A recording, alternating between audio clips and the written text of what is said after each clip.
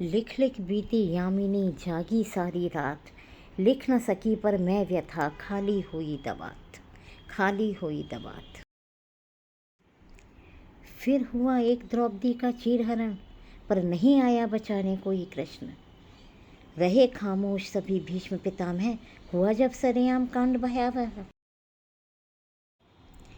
फिर लज्जित हुई कोक गांधारी की, अस्मिता तार तार एक नारी की।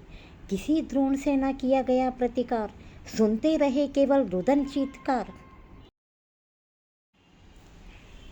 इन हैवानों का अब अंत होना चाहिए, ये व्यभिचार बंद होना चाहिए। क्यों बेखौफ हैं दुर्योधन दुशासन, कब चेतेंगे पुलिस और प्रशासन। इससे पहले वो वकील आ जाएं, मर चुकी हैं जिनकी संवेदनाएं। बेच कर से ईमान इन्हें बचाएं या वर्षों तक केस को लटकाएं। खत्म अब ये क्लेश होना चाहिए, मृत्यु दंडादेश होना चाहिए। जिम्मेदार कौन? जिन्होंने हैवानियत की, सीमाएं लांघ दी, वे तो दानव थे, उनसे मानवता की उम्मीद नहीं। हर मौमिता और निर्भया की रूह उनसे भी हिसाब मांगेगी। जो जिम्मेदार वे भी हैं जिन्होंने केवल अपने स्वार्थ के लिए जानबूझकर क्रूर और भ्रष्ट उम्मीदवारों को वोट दिया, जिन्होंने सत्य और दूरगामी दुष्परिणामों का ज्ञान होते हुए भी वोट नहीं दिया। ऐसे जघन्य पाप के अपराधी वे भी